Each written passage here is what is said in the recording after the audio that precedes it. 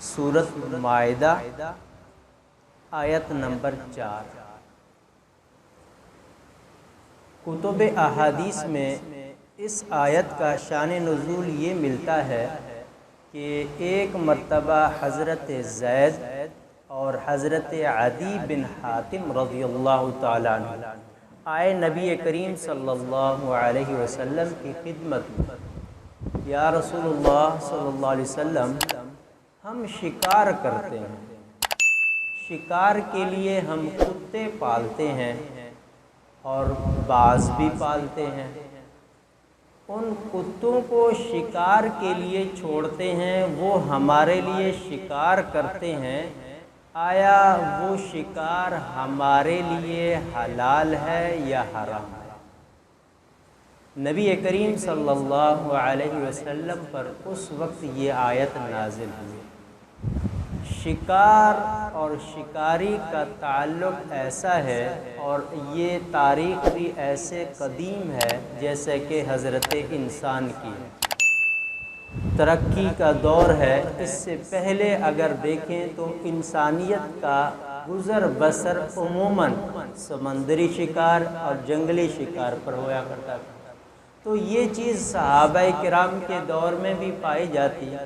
اب اللہ تبارک و تعالیٰ نے پیچھے حلال جانوروں کا ذکر فرمایا، احلت لکم بہیمۃ الانعام الا ما یتلی علیکم غیر محل الصید، پھر ان جانوروں کا ذکر فرمایا کہ جو حرام ہیں۔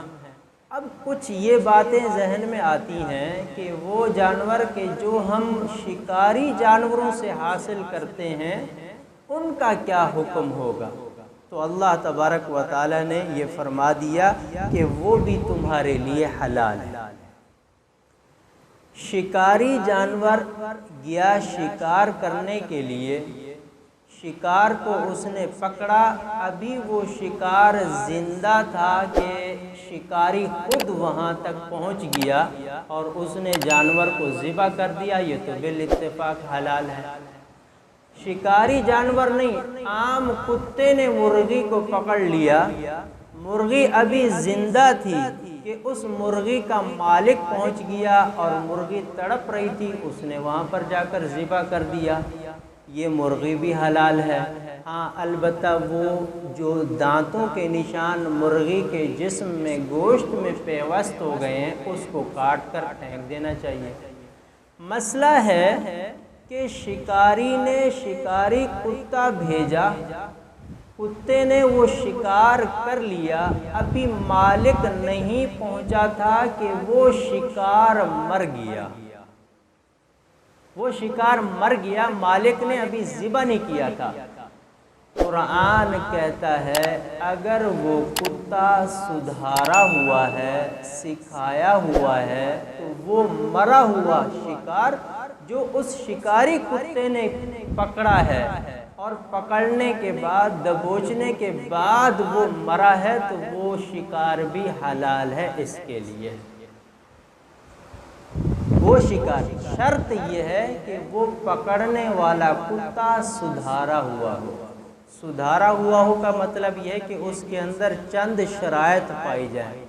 پہلی شرط یہ ہے وَمَا عَلَّمْتُمْ مِنَ الْجَوَارِحِ مُكَلِّبِينَ، کہ وہ سدھارا ہوا ہو۔ سدھارا ہوا ہو کا مطلب یہ ہے کہ شکاری اس کتے کو چھوڑتا ہے اور وہ کتا شکار پکڑنے لگتا ہے تو یہ دوبارہ اس کو بلا لے تو وہ چھوڑ کر واپس آ جائے، یہ سدھارا ہوا ہے۔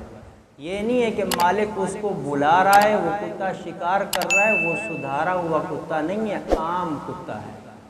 سدھارا ہوا کتا وہ ہوتا ہے کہ وہ مطلوبہ شکار پر گرفت کرنے والا ہو کہ مالک اس کو آواز دے دے تو وہ چھوڑ کر واپس آ جائے، پہلی شرط۔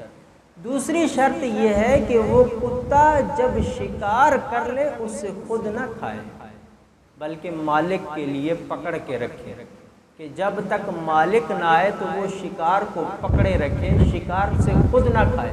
اگر وہ شکار سے خود کھانے لگ گیا تو وہ سدھارا ہوا کتا نہیں ہے، اس نے اگر شکار کیا اور وہ شکار مر گیا تو حلال نہیں ہوگا۔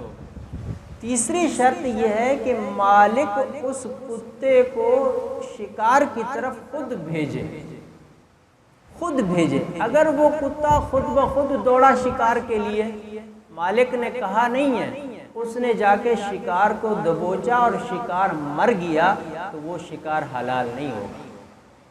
چوتھی شرط یہ ہے کہ اس کتے کو بھیجتے وقت مالک تکبیر کہہ دے، بسم اللہ اللہ اکبر کہہ کر اس کو چھوڑے۔ اگر اس نے ایسا نہیں کیا، مالک نے کتا چھوڑا، اس نے تکبیر نہیں کہی، کتے نے اس شکار کو دبوچ لیا اور وہ مر گیا، تو یہ کیا ہے؟ پھر حلال نہیں ہوگا، کیونکہ تکبیر پڑھ کے نہیں چھوڑا تھا۔ یہ ہے کہ ان شرائط کے ساتھ کتا اگر شکار کرتا ہے، شکرا اگر شکار کرتا ہے، باز شکار کرتا ہے، شاہین شکار کرتا ہے تو حلال ہے۔ اگر یہ شرائط ان میں نہیں پائی جاتی، ایسے وہ شکار کرتے ہیں یا عامی کتا شکار کرتا ہے، تو شکاری کے پہنچنے سے پہلے وہ مر گیا، ذبح نہیں کیا، تو وہ حلال نہیں ہوگا۔ اب یہاں اس آیت سے دو باتیں معلوم ہوئی۔ پہلی بات تو یہ ہے کہ شکار کے لیے کتے پالنا جائز ہے۔ چند وجوہات سے کتا پالنا جائز ہے۔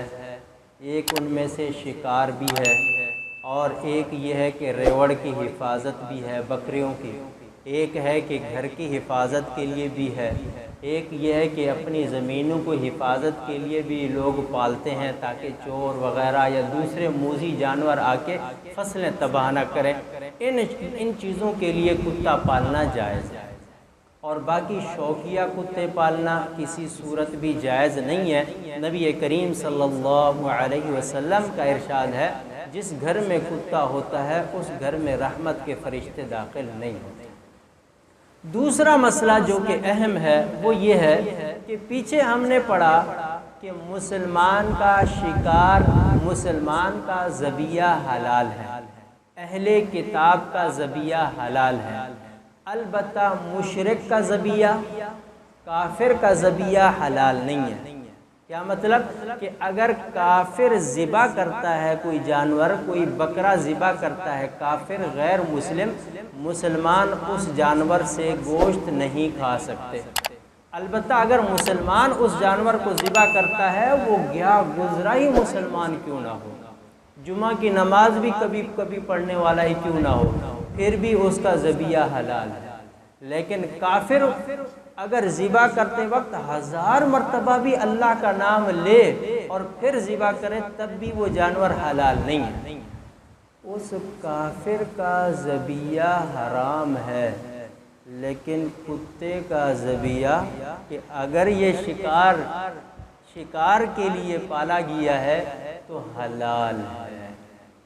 یہ تماچا ہے ان لوگوں کے منہ پر جو کہتے ہیں اصل انسانیت ہے اسلام آباد میں۔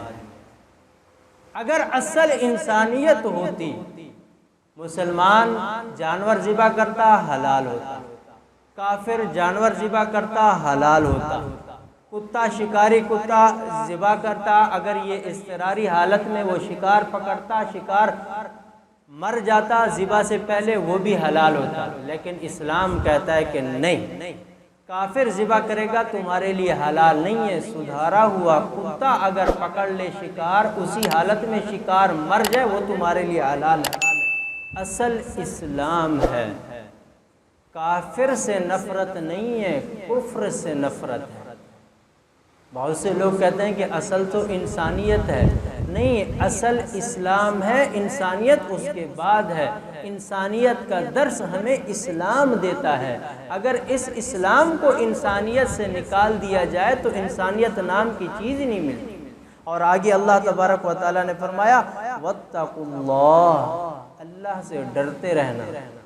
ان معاملات کے اندر، ان احکامات کے اندر اللہ سے ڈرتے رہنا۔ ایسا نہیں ہے کہ من مانی، من چاہی زندگی، من چاہے مسائل گھڑتے رہو، نہیں، واتقوا اللہ، اللہ سے ڈرتے رہو۔ ان اللہ سریع الحساب، اللہ تعالیٰ بہت جلد پکڑنے والا ہے، حساب لینے والا ہے۔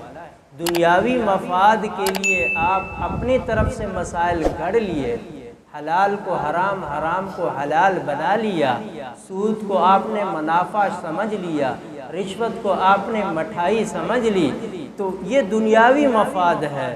حرام چیز کو اپنے دنیاوی لذت کے لیے حلال بنا دیا۔ آگے فرمایا ان اللہ سریع الحساب، پکڑ جلدی ہوگی۔ ایک پکڑ تو دنیا میں ہے کہ کسی وقت بھی اللہ تبارک و تعالیٰ رسوائی سے سامنا کروا دیں گے، اور دوسری پکڑ آخرت میں تو وہ یقیناً ہے۔ اللہ تبارک و تعالیٰ قرآن سمجھنے کی توفیق عطا فرمائے۔ وآخر دعوانا الحمدللہ رب العالمین۔